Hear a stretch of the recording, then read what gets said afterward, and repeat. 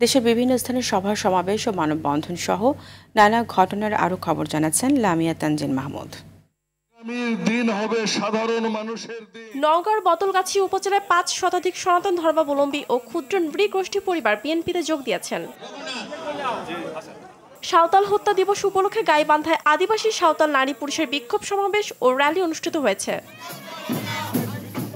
Jessore city college ছাত্রদলের সভাপতি সোহানুর রহমান সোহান নিষিদ্ধ ঘোষিত সংগঠন ছাত্রলীগের কর্মীদের ছুরিকাঘাতে গুরুতর আহত হওয়ায় বিক্ষোভ মিছিল করেছে জেলা ছাত্রদলের নেতারা। মৌলভীবাজারের শ্রীমঙ্গলের চা বাগানের শ্রমিকরা ১৭ মাসের প্রভিডেন্ট ফান্ডের টাকা তহবিলে জমা না দেওয়া সহ বিভিন্ন দাবিতে দ্বিতীয় দিনের মতো ২ ঘণ্টা কর্মবিরতি ও মানববন্ধন কর্মসূচি পালন করেছেন।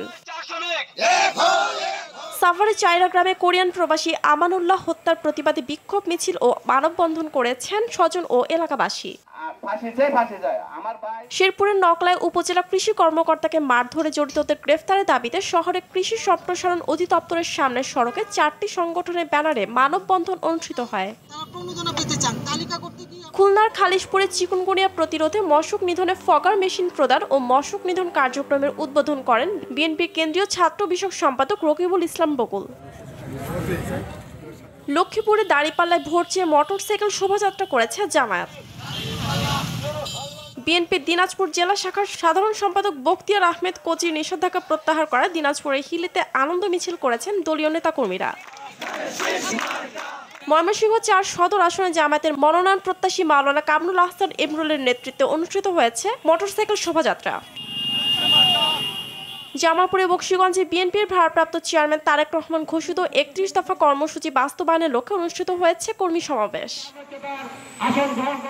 ময়মনসিংহে আদিবাসী শিশুদের শিক্ষা অংশীজনের প্রত্যাশা শীর্ষক মতবিনিময় সভা অনুষ্ঠিত হয়েছে। ঢাকার ধামরাইয়ে দিনব্যাপী ১,০০০-এর বেশি রোগীদের ফ্রি চক্ষু চিকিৎসা ও বিনামূল্যে ছানি অপারেশন কর্মসূচি অনুষ্ঠিত হয়েছে। ফরিদপুর জেলা স্কুলের পুনর্মিলনী প্রস্তুতি উপলক্ষে অনুষ্ঠিত হয়েছে সংবাদ সম্মেলন। জেলা প্রশাসনের সহযোগিতায় এবং বিসিকের আয়োজনে পটুয়াখালীতে ক্ষুদ্র ও কুটির শিল্প মেলা শুরু হয়েছে। আরাফাত রহমান কোকো স্মৃতি ক্রীড়া ফাউন্ডেশন রাজশাহী জেলার আয়োজনে অনুষ্ঠিত হয়েছে শহীদ জিয়া স্মৃতি ফুটবল টুর্নামেন্টের ফাইনাল খেলা। ব্রাহ্মণবাড়িয়ার আখাউড়ায় জমজমাট ও উৎসব মুখর পরিবেশে হাজার হাজার দর্শকের উপস্থিতিতে অনুষ্ঠিত হয়েছে মরহুম আব্দুস সাত্তার স্মৃতি ডাবল এলইডি টিভি ফুটবল টুর্নামেন্টের ফাইনাল খেলা। খেলাধুলায় বারে বল মাদক ছেড়ে খেলতে চল প্রতিবাদে যশোরে অনুষ্ঠিত হয়েছে মাদক বিরোধী ফুটবল প্রতিযোগিতা। লামিয়া তানজিন মাহমুদ, RTV।